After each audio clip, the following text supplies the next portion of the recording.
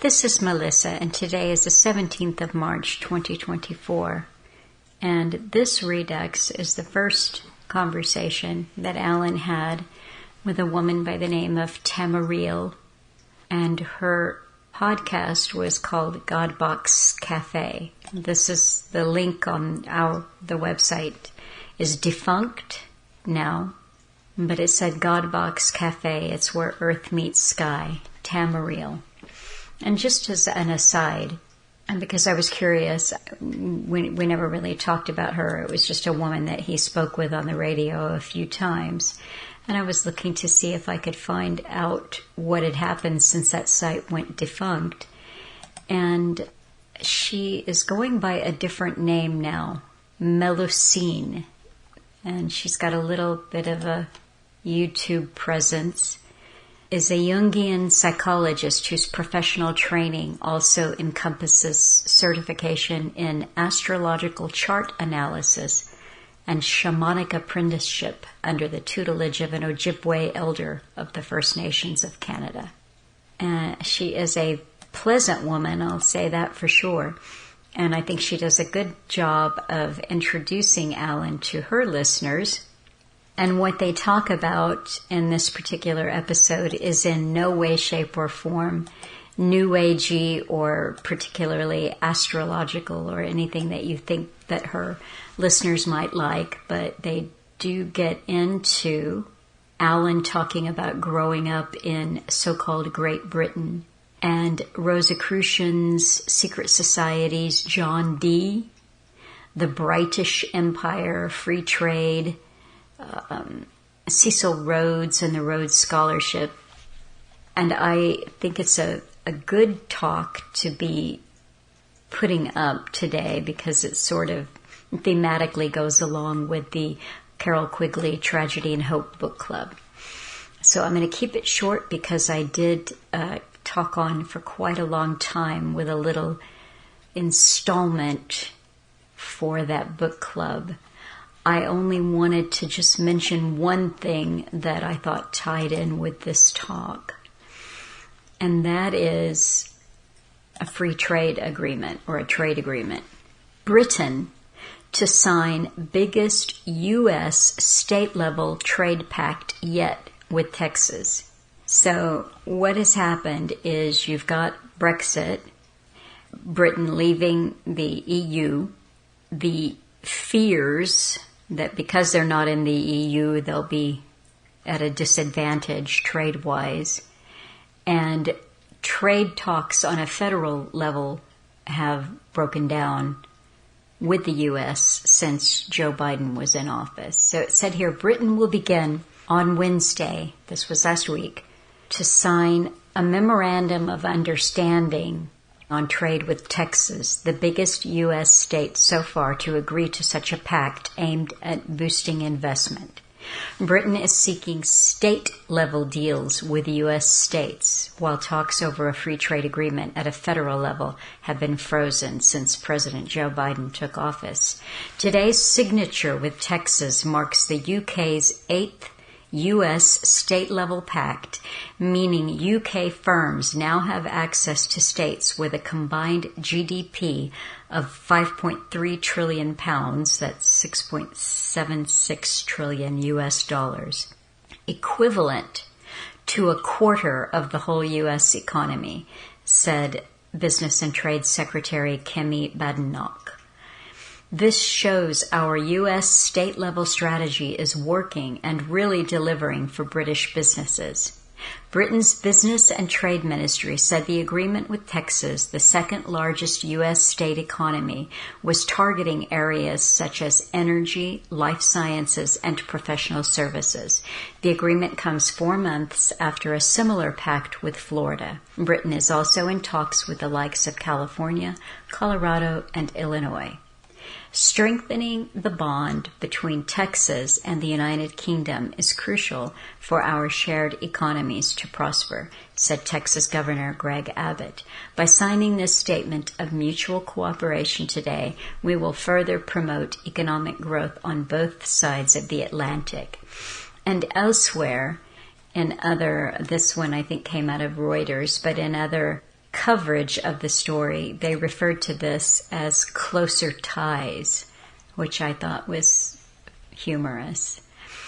So I'll say quickly that there were some audio difficulties, some technical difficulties on this talk that Alan had with the woman who was at that time known as Tamurile. And it ends abruptly, and so she went on with a little bit of recording at the end just to say that had happened. So what I'm going to do is probably trim out that part there where she is talking about what happens. And I think that is probably it. Otherwise, you'll get the whole talk, which ends abruptly. So thank you for listening. Thank you for supporting cuttingthroughthematrix.com. And I wish you all a good week, and I'll be back. Thank you.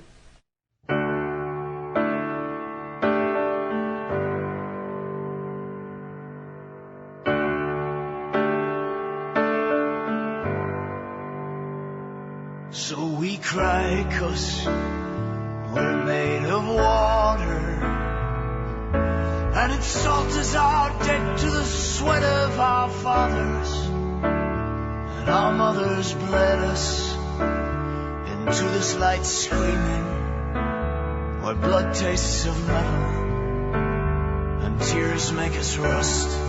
Hello, loyal listeners.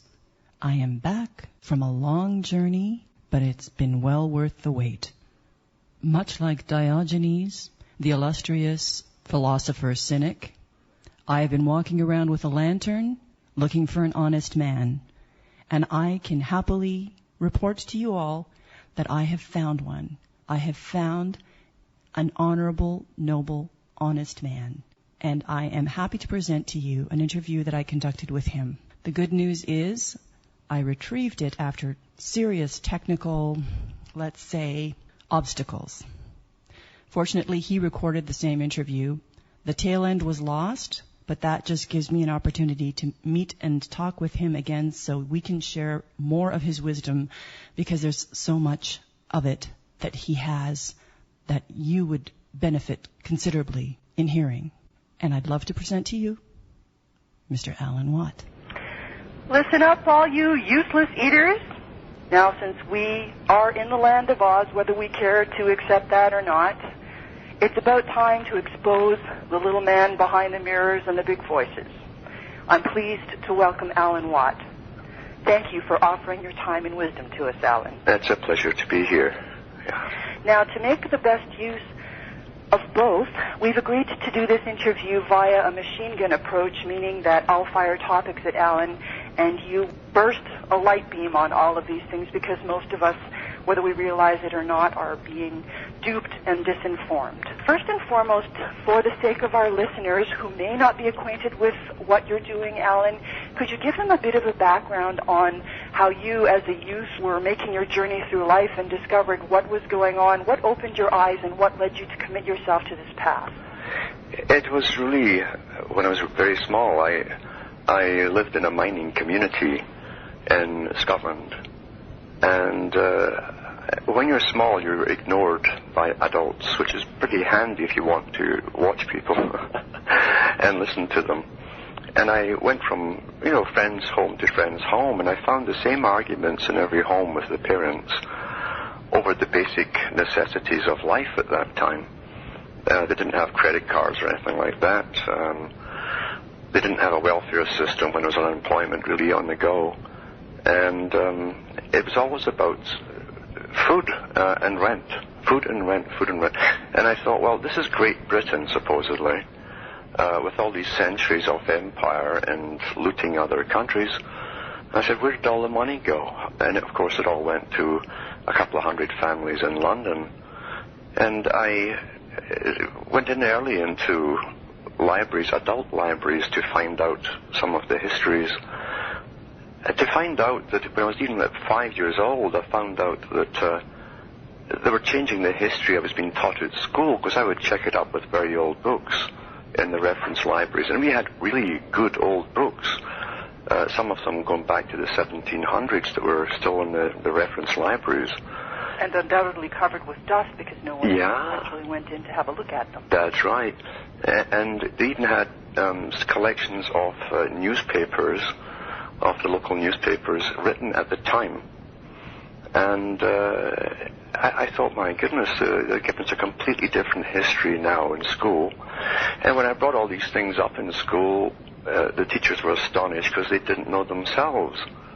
But I could present them with the facts and authors and even reporters of their time. And that's when I really got on to it, that everything was just like George Orwell, I later found out.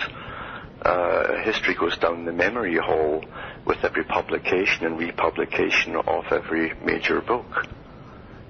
So that set me off on the whole path of wondering why.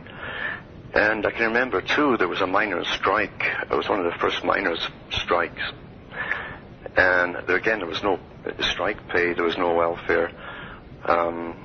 And I think it was Harold Macmillan, at the time the Prime Minister, from an aristocratic family, they're all lords and so on, was on the front page of the newspaper telling the public that they'd never had it so good. And meanwhile, I and many other people were getting brought up in reopened, condemned buildings that had been condemned 100 years ago. In one room, 4 of us. And that was pretty standard in these communities. And here's this character telling us we'd never had it so good, you know. I wonder who he was referring to by we. It must have been the royal we. Oh yeah, they always had it good for sure. But this was the arrogance, you see, that had carried over from a previous century, was still alive and well in Britain, very well camouflaged in Canada and the US. They've worked on it harder to try and pretend as a classless society, which is a real joke. Whereas in Britain, you even have an accent which will place you in your category of class, you know. So, it was a very snobbish country. The people were totally controlled. As I grew up, I noticed, just flicking through different newspapers in different counties and areas, you'd have the same starting pay for the same jobs, and then the same maximum pay. And I realized you literally had a fixed rate prices and wage system across the whole country, and in England too. And that took organization to make that come into play. So what, in effect, you were growing up in was very similar to a caste system as they have in India. Absolutely, yeah. There's no doubt about it. Untouchables. Yep. Which would be the vast majority of the blue collar. That's right. And the fiefdom. That's right. And then what I found out, because Freemasonry, for instance, runs Britain. Even my local area, pretty well every major character was a Freemason. The big lodge was in my town, and it was 300 years old.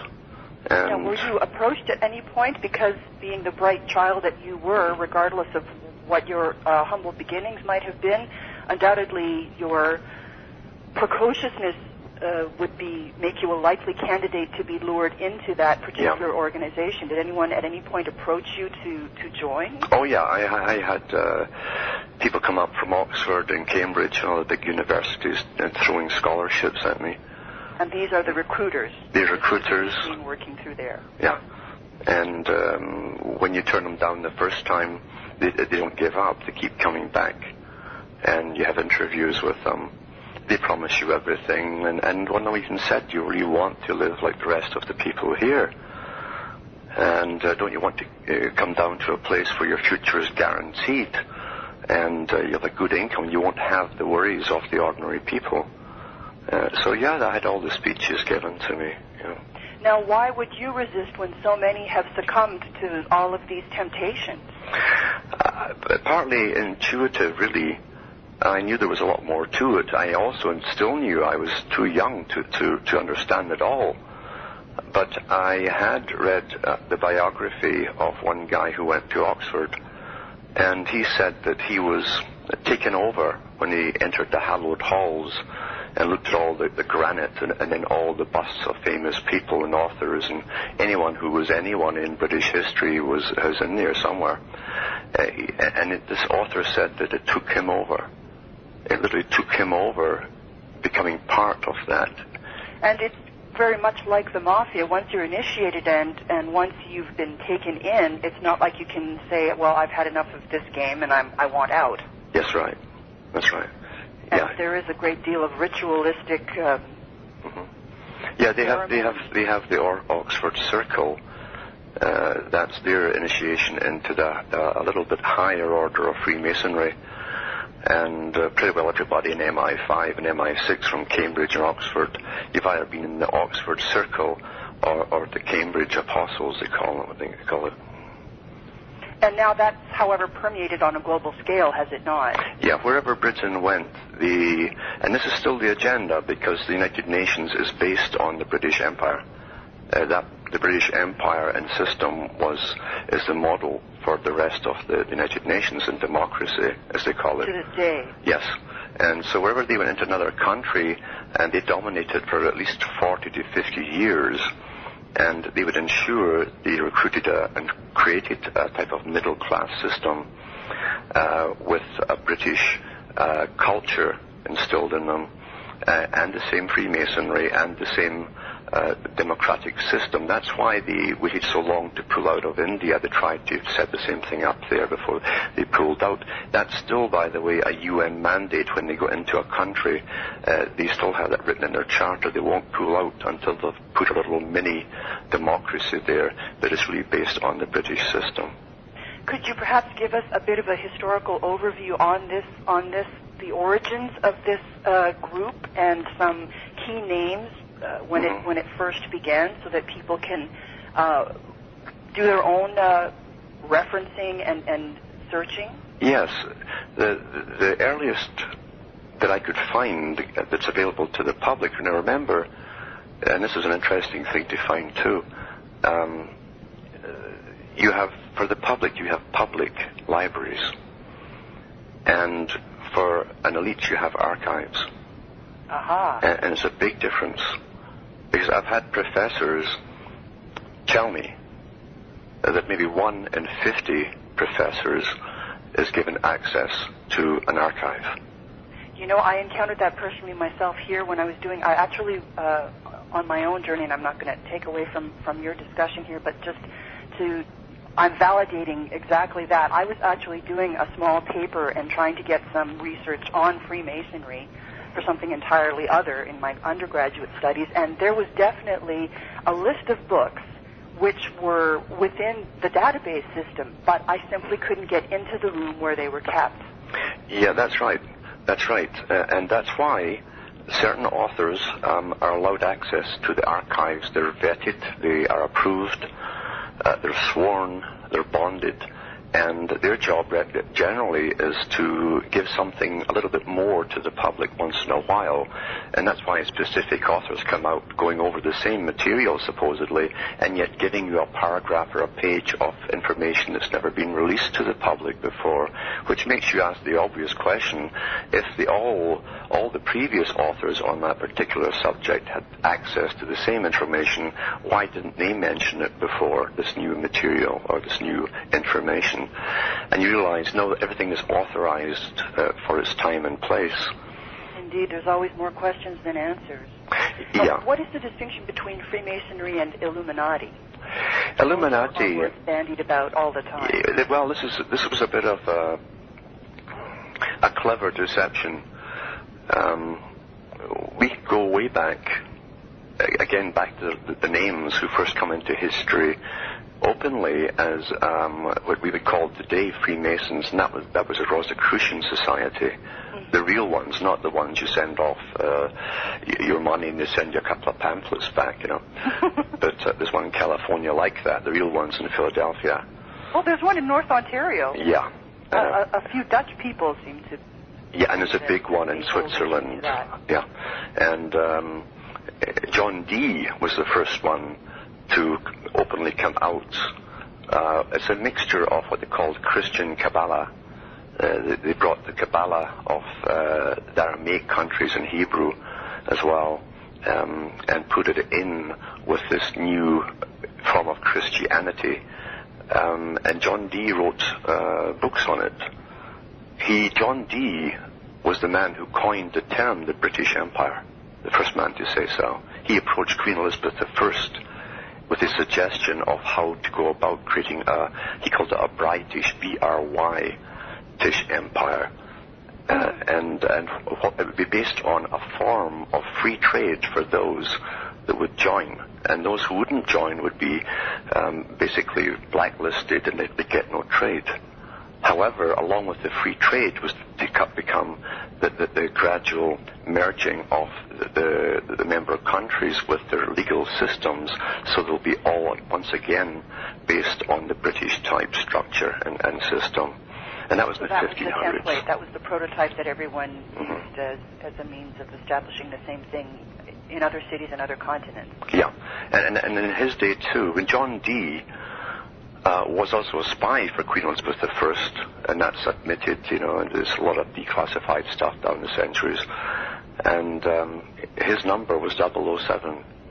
Oh. That's where they got the name from, 007. And he had the largest library in Britain, the whole of Britain in his day. He also did a lot of encryption. That's part of their whole technique, is to encode things in words and in writing. So he put a big book out on calling down the spirits. However, the whole thing really is Masonic coding. So there's an exoteric for the people who read it, and they then go to graveyards trying to call up the spirits. But in reality, it was nothing more than giving out to members the codes. That's what it is.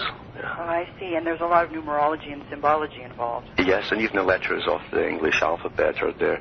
But along with him, in Queen Elizabeth I, there was the first real openly Masonic court. There was Francis Drake, and you had other ones, and there were pirates too. They call them freebooters. They were authorized to go out from England and raid all the other shipping, because they were to acquire as much wealth as they could to build up massive navies for the future to create this British Empire. That's what it was all about. The church followed suit with the Crusades.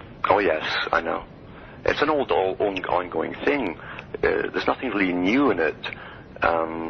However, they knew as well that the Catholic Church had ruled the world for a long time, with no opposition really. And they also know by their own laws of studying humanity and populations for many, many centuries that you need opposition if you want to create a directed change. And so it's around the same time you end up with Luther coming out, another Catholic priest, whose coat of arms is also the Rose and Cross, by the way.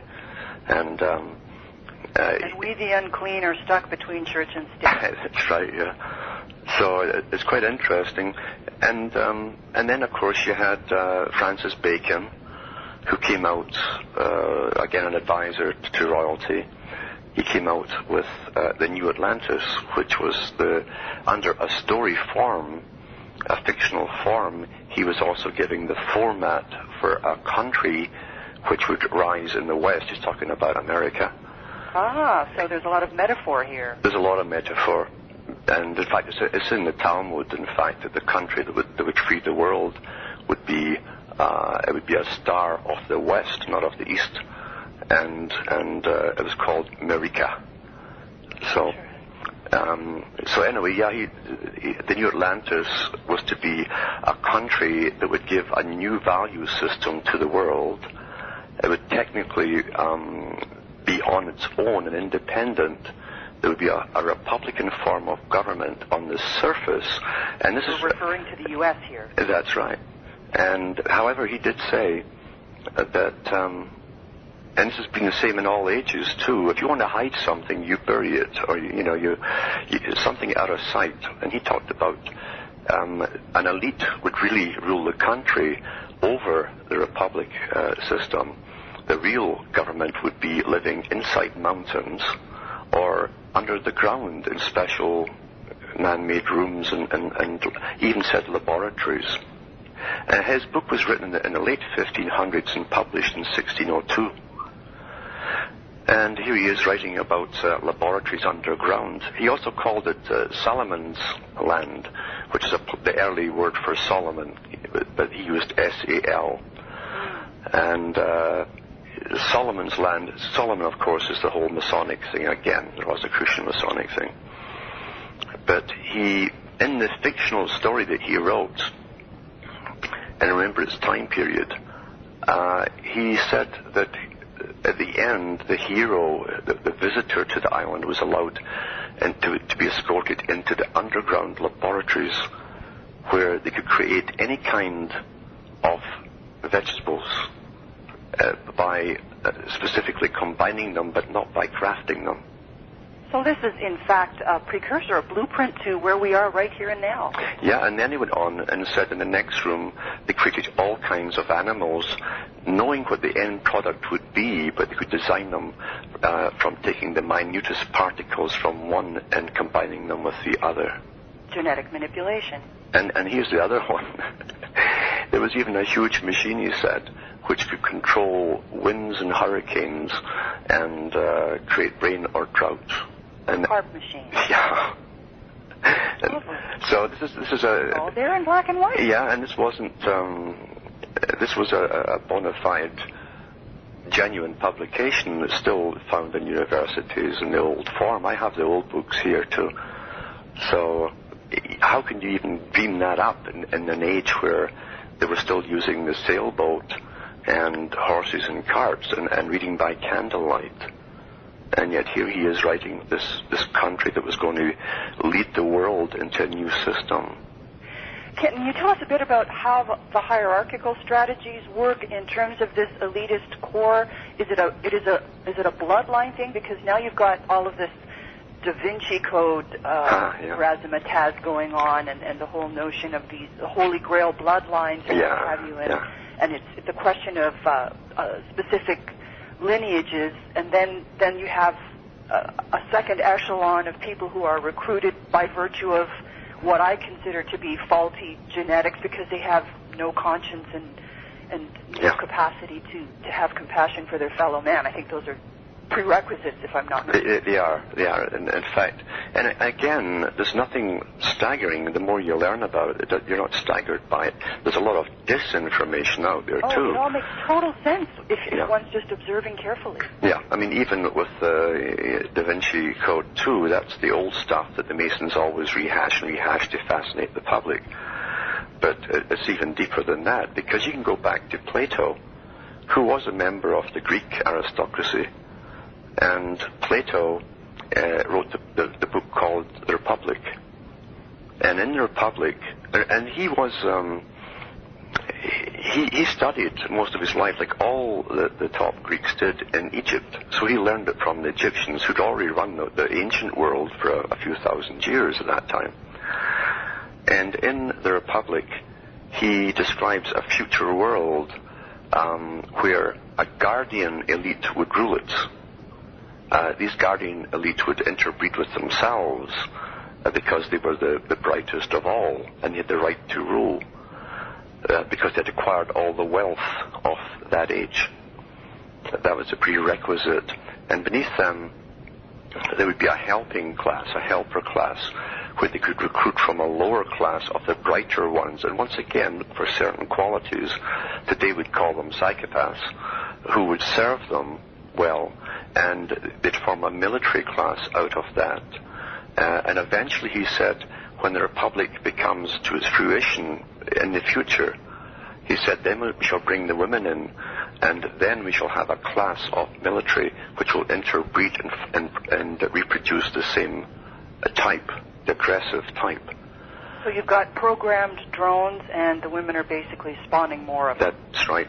And he also talked about altering people for specific jobs by picking. He said, if we want a person to pick apples, this is his little joke. He said we can pick a man and a woman who are tall and keep inbreeding them, just like domestic dogs. and get the qualities we want. Or we want a miner, you can get keep breeding small, squat people until you have little, stocky, sturdy guys that can go down mines. And so he was talking about making purpose-made humans for specific functions.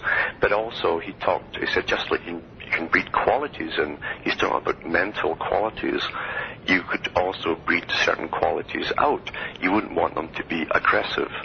You'd want them to be like the domestic cow, for instance, but be very efficient as well. So you can just pump them up with estrogen and diminish the amount of testosterone levels, and turn them into passive. Yeah, and he was also referring to people, because you can also breed the people the same way. And that's just it. You can see if you want a king or a queen. And I found this interesting even about the Rhodes scholarships.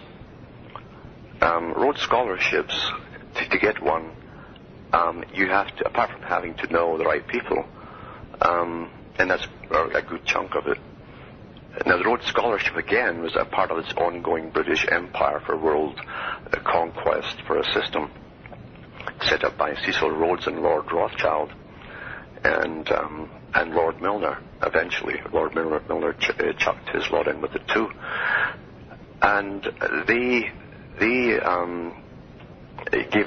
created a scholarship to bring in bright students from all different countries and train them for pushing towards world unification and the same standardization system based on Britain.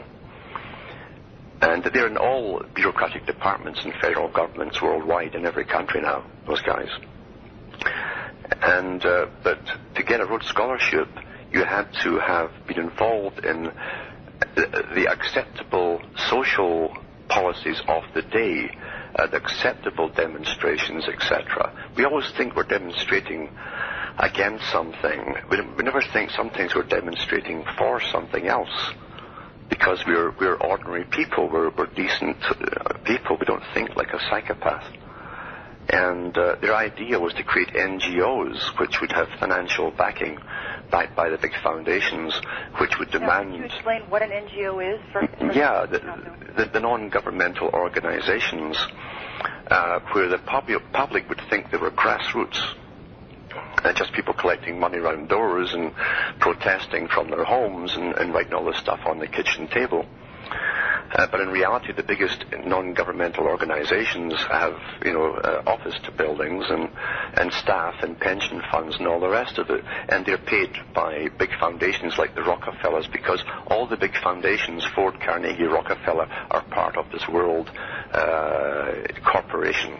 They're all high Masonic institutions.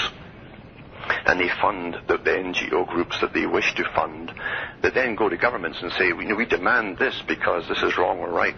And then the government are only too happy to say, that's just what we wanted you to ask, and they pass a law, you see. And indeed, what about the people that are part and parcel of this lobbying group?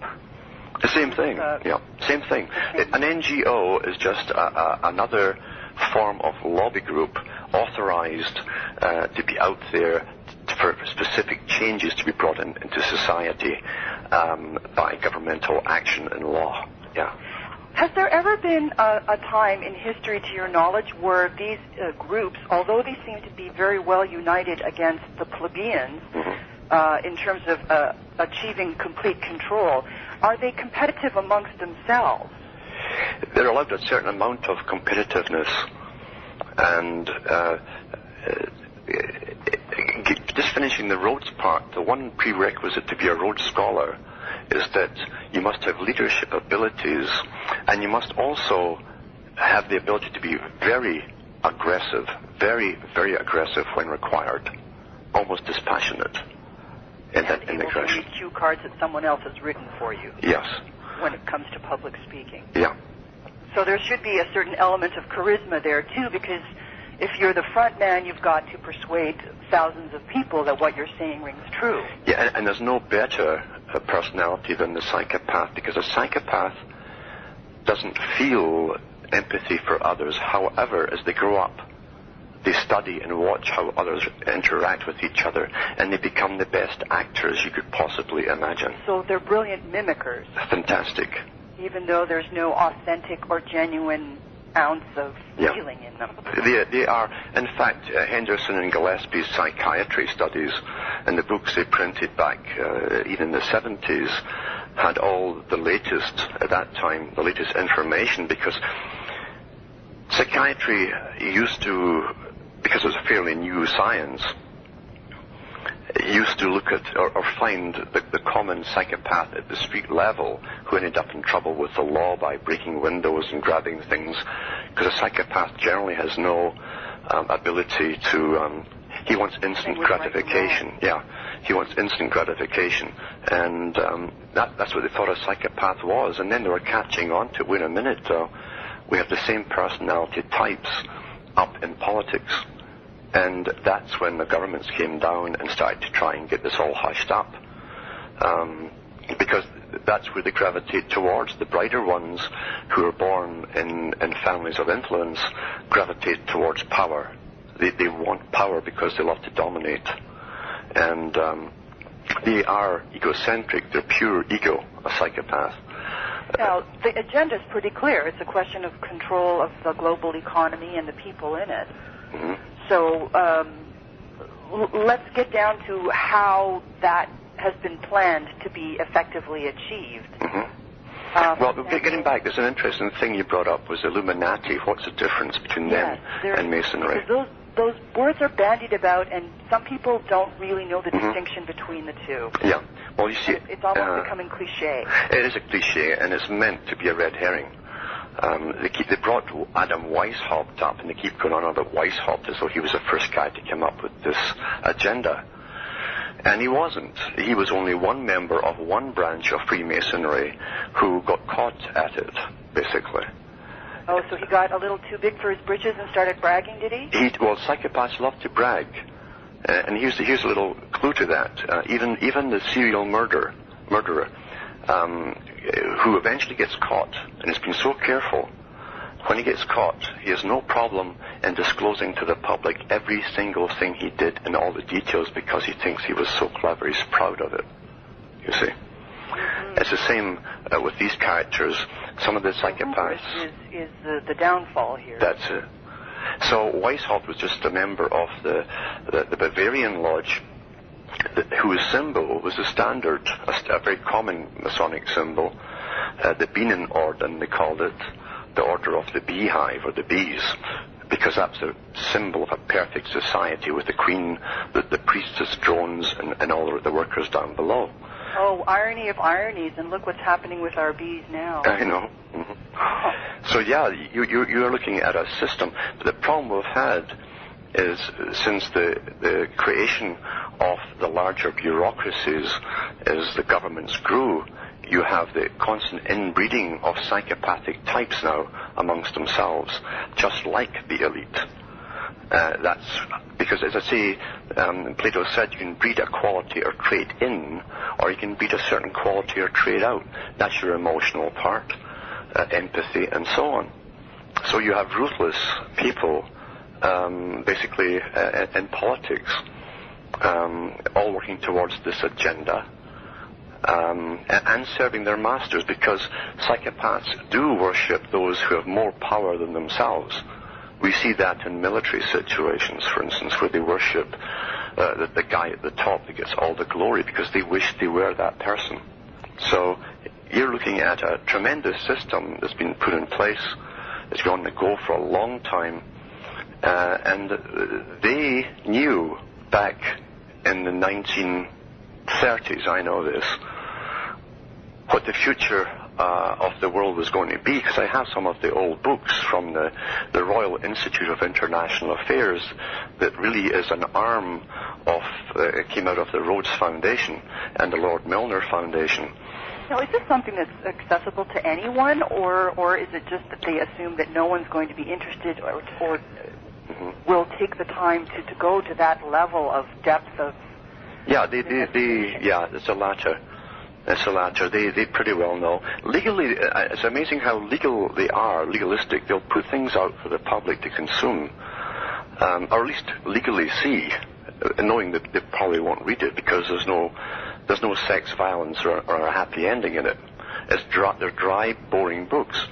However, when you get a hold of the old Royal Institute of International Affairs books, which is a royal chartered corporation, really, that plans the future. All reporters in the Empire and it's still the Empire, it's still the Commonwealth, belong to it. The ones that don't want to belong to it, they wait till they're asked, so they do all they're told until they're asked to get it to join. You can't submit yourself to join. They come to you. And the American branch they set up in the early 1900s was the Council on Foreign Relations. They couldn't call it the Royal American, Institute of International Affairs. So they. Oh no, that would blow their cover with it. It would blow their cover. A revolutionary new world. Yeah. So they called it the Council on Foreign Relations, and it's just the American branch of the same thing. And you see all the top politicians in the U.S. are members of it. And in Canada, pretty well everybody in Parliament's a member of it. Yeah. And once again, these are drones that are carefully cultivated on the basis of very specific instructions and plans. Yeah, no one, in fact, in the public eye, gets to be in a position of influence unless they've been vetted and trained and authorized and cleared many times over down the road, and before the public even hear their names.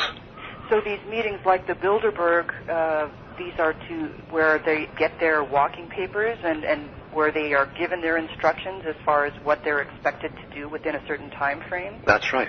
Yeah, and they did at the Bilderberger meeting.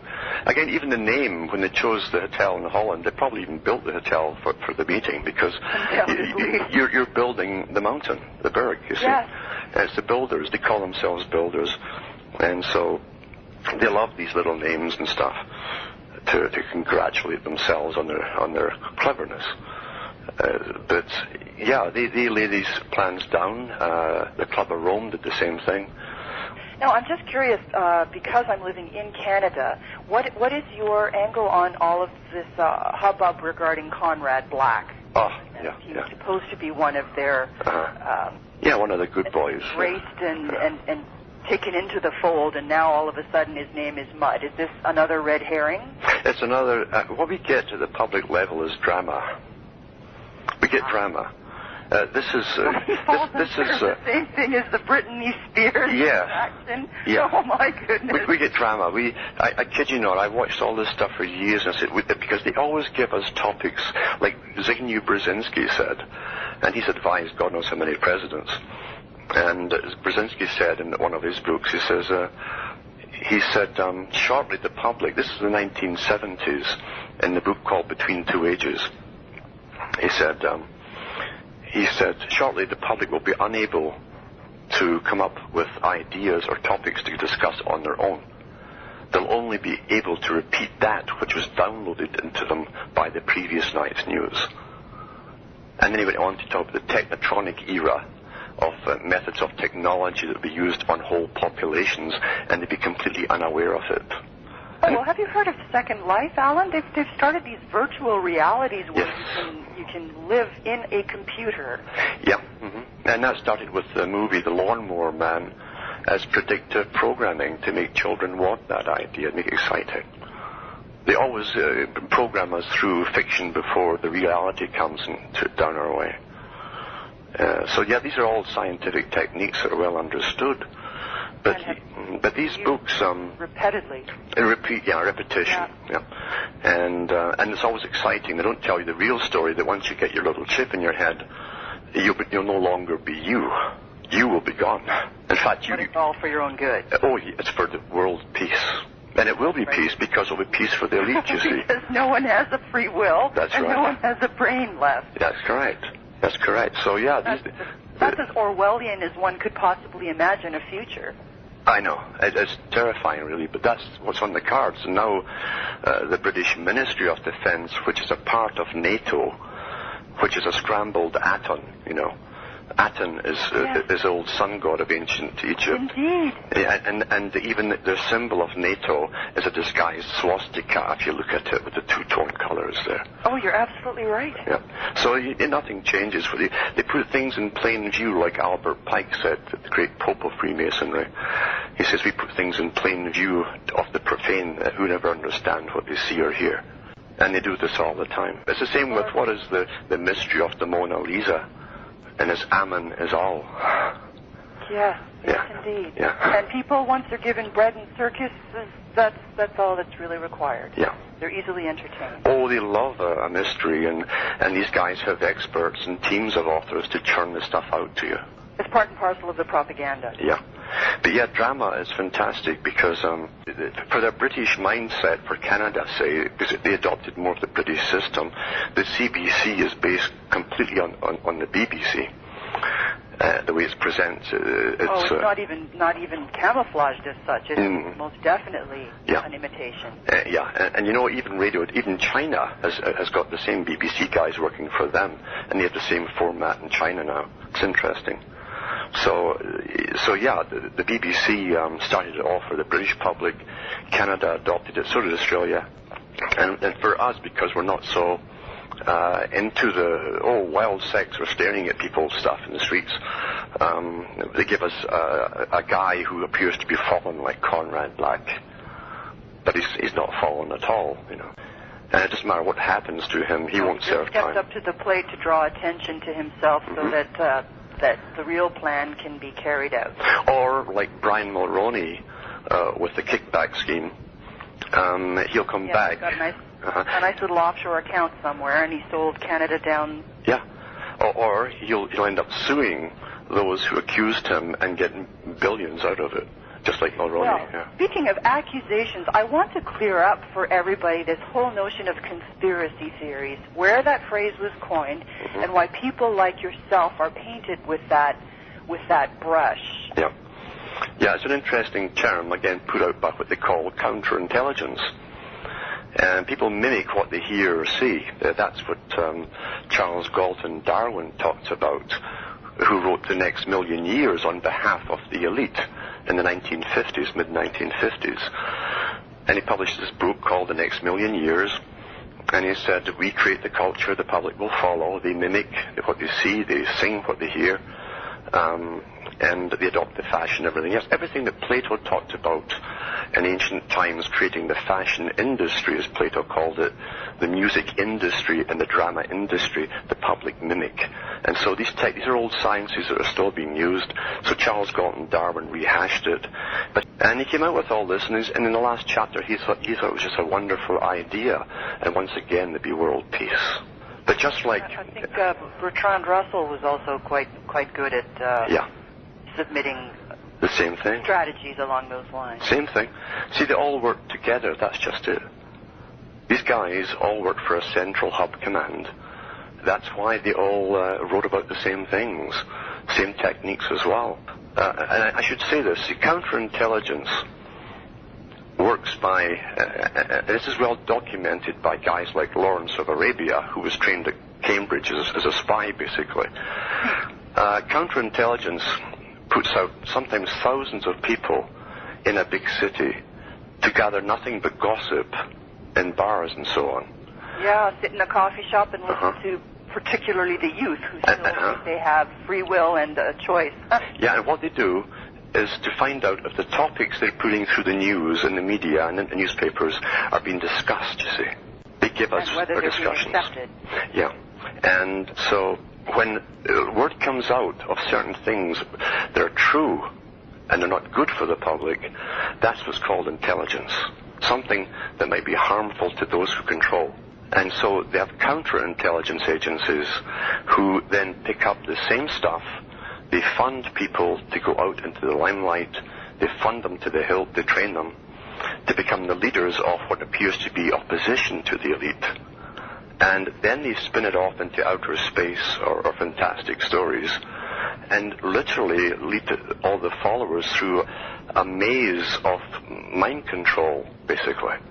So these are deliberate provocateurs who are planted in order to get an uprising and that way weed out people who might be considered a threat? Yes, what you do with counterintelligence, as I say, you put the fact in, you make sure that this guy seems to be on the ball, and then you bring the spin on it, which is often ludicrous, by the way. It's the fantastic spin that gets them.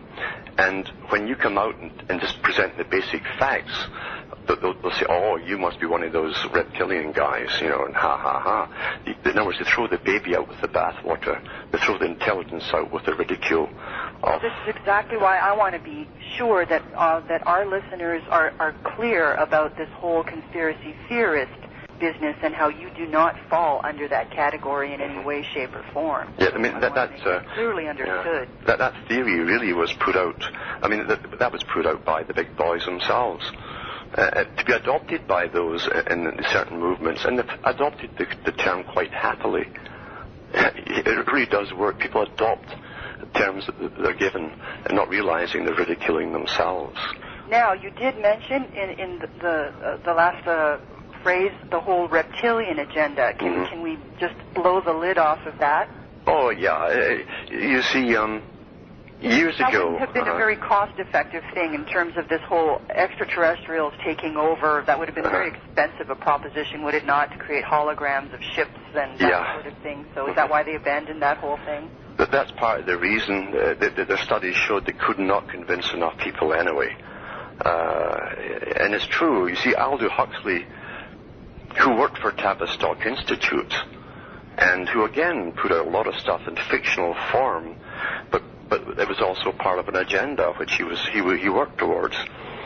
I mean, Huxley himself said that 60%, all studies had shown, and this is from a lecture at Berkeley, you can get that on my website too for download, and he said 60% of the public are instantly suggestible, hypnotics basically.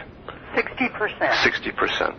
He said another 20% with a little bit more work and persuasion can come to believe it just as much, and which leaves 20% they could not affect.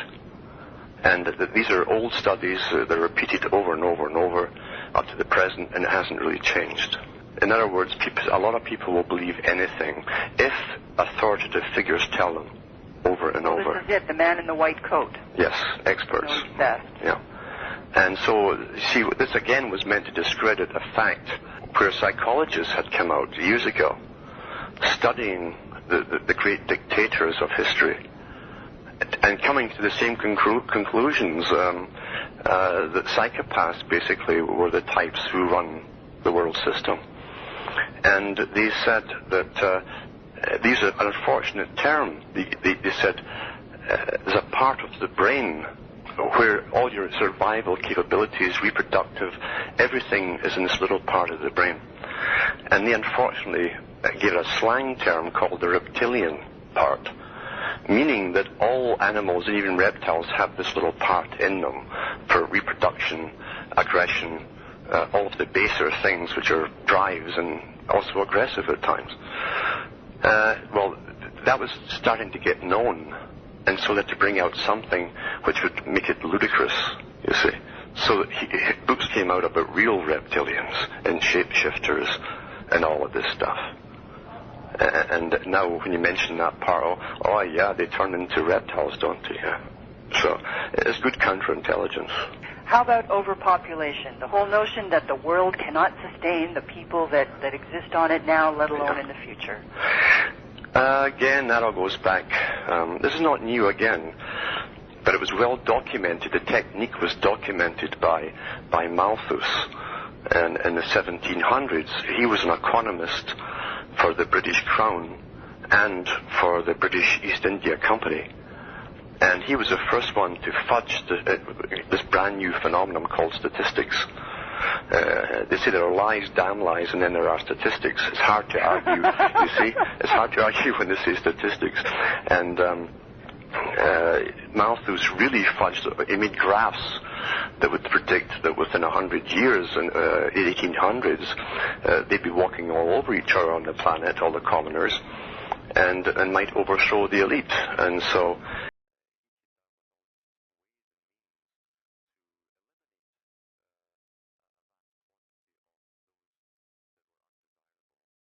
and even suggested building public housing on swamplands, so they'll get infected and their children will be prone to disease and all the rest of it because of the... just wipe them out with a plague or two. Yes. And, well, that's exactly, again, what Bertrand Russell talked about. He says, we're not blind. If we help the people, they'll live longer, and more of the wrong people will breed.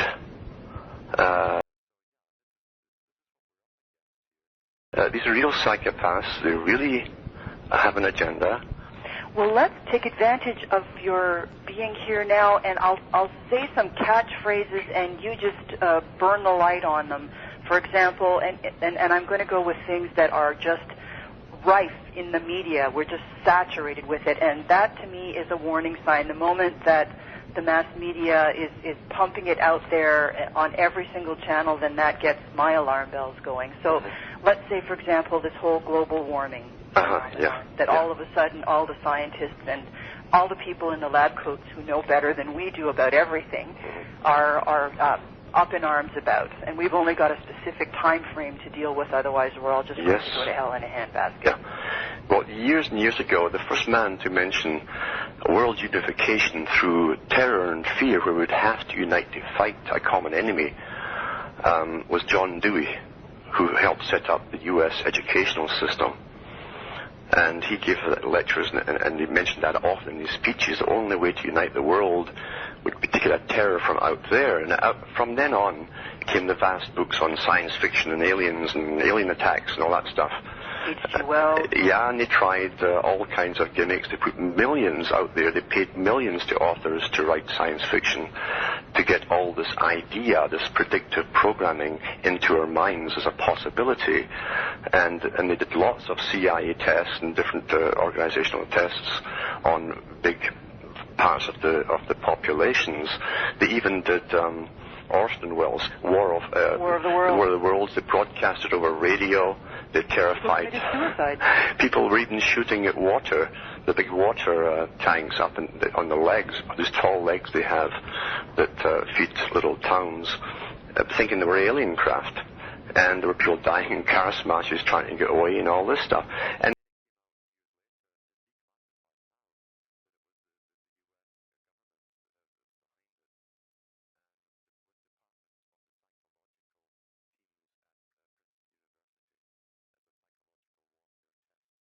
that's declassified now.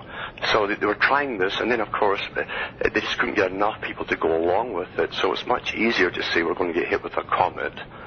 We'll send guys off to blow comets up, so you had Deep Impact, and different movies all came out at the same time. And then it's amazing how insidious that is. You just throw it into the cinema, and it can affect a staggering amount of people very quickly. Yeah. And then of course the next thing was in the 60s, they thought, I wonder we should have another plan B or C, because they never had just one plan. And they came up with the hydrogen bomb. Was the first man scientist to say, we could spray the atmosphere on vast spraying exercises with aluminum oxide and different metallic particles. Could you please tell everyone where they can look up your website and your podcasts? I have been listening to for months on end, and highly recommend everyone to go to immediately after they listen to this. Tell everyone where they might be able to get in touch with you. Yeah, if they look into cuttingthroughthematrix.com, they can see all the stuff that's there for free download. Cuttingthroughthematrix.com, and that's all one word. That's all one word. And the other sites I have are now put them up in Europe and with transcripts in different languages. That's Alan Watt Sentient Sentinel.eu. All one word again. Yeah. Sentient Sentinel is all one word. Yeah, and .eu. And how long have you been doing this podcasting, Alan? I started, I felt I had no option but to start to come out. And I got into shortwave radio back in international shortwave in '98, and I've been on that on and off up until about 2002 or 3, if not 2004. And then I put my own sites up to get more information out. And Mr. Watt has indeed been doing that ever since. I am one of his regular listeners. He has numerous books and CDs available for sale via the website, which I will post in the show notes. Our conversation is nowhere near over, and he has agreed to grace us with his presence for a subsequent interview, which I'm very joyful to be able to announce to everyone. How could you love me? I ain't done nothing. My wounds are my prison. I'm suckling fear. Oh, woman, what can I do? Your heart has gone dry, and I can't get through. Oh, lover, go on and cry me all the waters of this world, and I'll row you home.